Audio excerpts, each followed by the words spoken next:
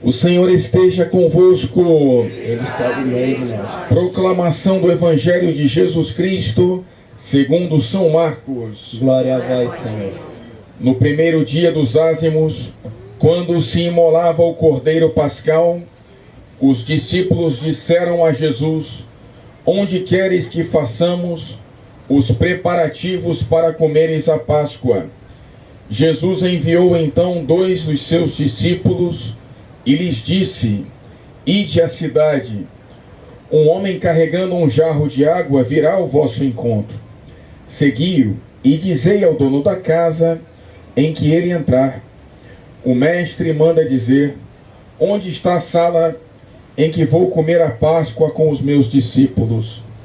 Então ele vos mostrará no andar de cima uma grande sala arrumada com almofadas. Aí fareis os preparativos para nós. Os discípulos saíram e foram à cidade.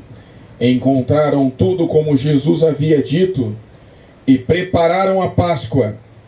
Enquanto comiam, Jesus tomou o pão e, tendo pronunciado a bênção, partiu-o e entregou-lhes, dizendo: tomai, isto é o meu corpo. Em seguida tomou o cálice, deu graças, entregou-lhes e todos beberam dele. Jesus lhes disse: isto é o meu sangue, o sangue da aliança que é derramado em favor de muitos. Em verdade vos digo, não beberei mais do fruto da videira até o dia em que beberei o vinho novo no reino de Deus. Depois de terem cantado um hino, foram para o Monte das Oliveiras. Palavra da salvação. Glória a vós, Senhor. Podemos sentar só um momentinho, queridos irmãos e irmãs. Nesse evangelho, nós vemos o anúncio do Santíssimo Sacrifício da Missa, que é prefigurado desde o Antigo Testamento. Na leitura do livro do Êxodo, nós temos Moisés, que é o libertador do povo hebreu, trazendo com o profeta as palavras de Deus.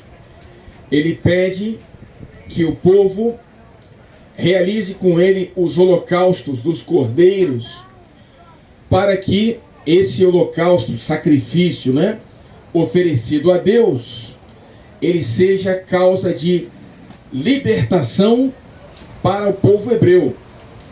O povo hebreu vai pegar o sangue do sacrifício dos cordeiros e serão todos eles aspergidos com esse sangue, ou seja, são lavados, pelo sangue dos cordeiros. E também as casas dos hebreus são marcadas com esse sinal, o sinal do sangue dos cordeiros, é o sinal da salvação. Depois, quando vem o Espírito de Deus ceifando os primogênitos do Egito, homens e animais, quando o Espírito vingador passa pelas casas dos hebreus, marcados com o sinal da salvação, do sangue do Cordeiro, eles são salvos da morte e são libertos da escravidão do Egito. Agora nós vemos no Salmo como é elevado o cálice. E logo depois, na leitura de Hebreus, nós vemos que agora o cordeiro não é mais um animal. O cordeiro passa a ser o Senhor Jesus Cristo. Jesus, ele vem para nos oferecer o seu corpo em sacrifício e em alimento. Isso também é prefigurado desde o Antigo Testamento, quando os hebreus no deserto recebiam o maná, que era um pão vindo do céu. Agora, Jesus é o pão vindo do céu. E essa é uma das expressões com a qual ele se apresenta.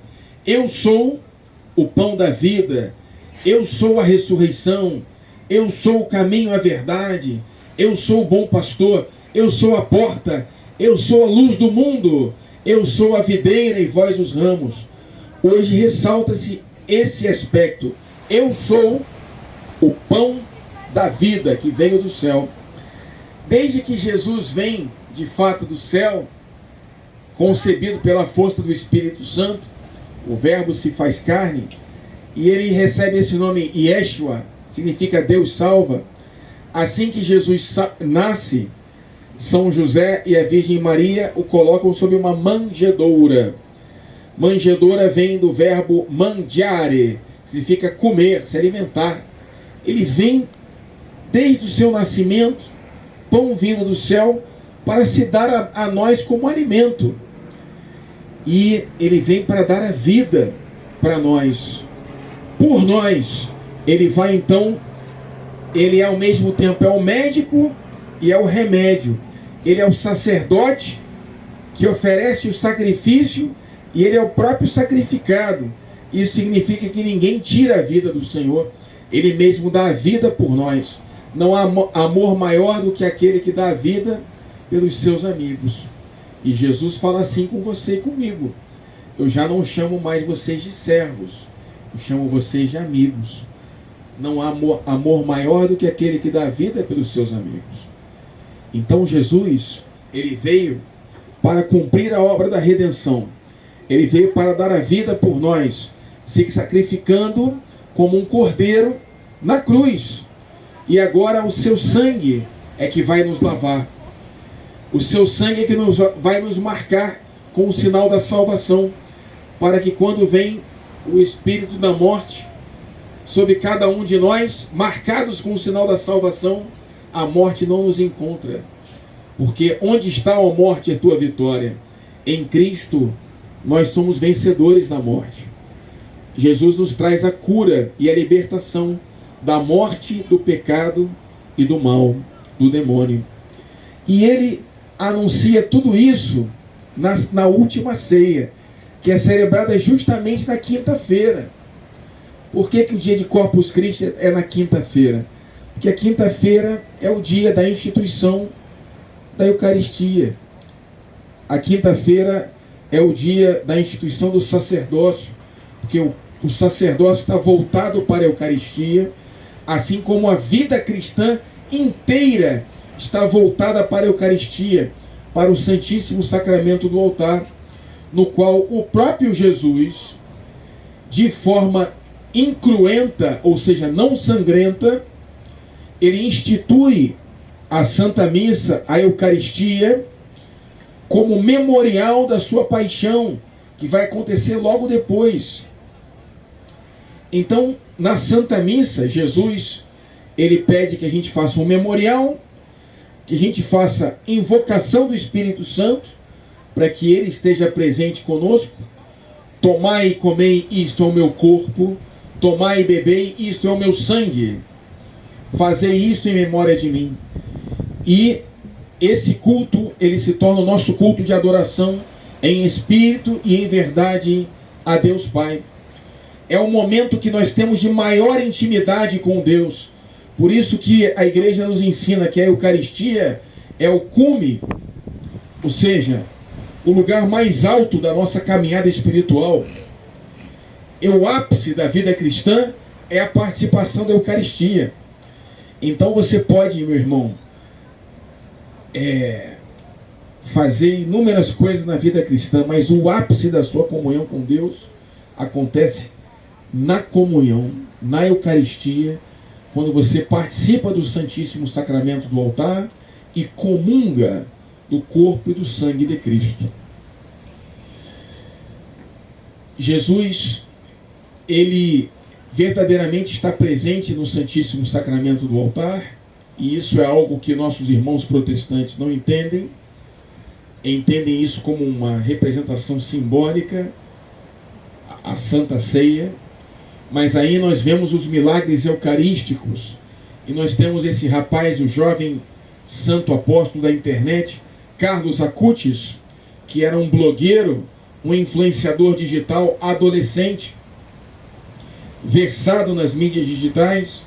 Ele criou um blog só para anunciar os milagres eucarísticos espalhados pelo mundo. Talvez o mais popular deles seja o milagre eucarístico de Lanciano, no qual na virada do século do primeiro milênio, um padre que havia perdido a sua fé na Eucaristia, naquilo que ele celebra, ele vê diante dele, na hora da consagração, ele vê o pão se tornar literalmente a carne de Cristo. E o sangue, o vinho, literalmente na consagração, fica coagulado com o sangue de Cristo. E essa transubstanciação, que aconteceu literalmente nas suas mãos, fica preservada de forma milagrosa há mais de 1000 anos na cidade de Lanciano, entre Roma e o Monte Gargano, onde tem lá o santuário de San Giovanni Rotondo e o santuário de São Miguel Arcanjo. E esse milagre, ele acontece em cada celebração eucarística. Santo Tomás de Aquino vem dizer: tão sublime sacramento, adoremos nesse altar. Vem a fé por suplemento, os sentidos completar. Porque aos nossos olhos, depois da consagração, o pão parece pão, mas pela fé é o corpo de Jesus. O vinho permanece com o sabor do vinho, mas a nossa fé, pela força do Espírito Santo, está transubstanciado no sangue de Jesus. E tudo isso nos vale a vida eterna, porque é o sacrifício de Jesus na cruz, sua morte e sua ressurreição, os frutos são atualizados para a nossa vida no nosso hoje. São Padre Pio de Pietrelcina, um místico que tinha visão do mundo espiritual, em cada Santa Missa se debulhava em lágrimas, porque via misticamente Jesus morrendo na cruz e dando a sua vida, o seu corpo, por cada um de nós.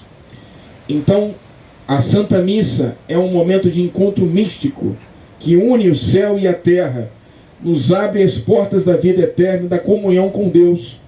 Se a nossa missão na vida é se configurar a Cristo, imitar a Jesus, não é um momento maior de intimidade, de configuração a Cristo, do que receber o seu corpo e o seu sangue.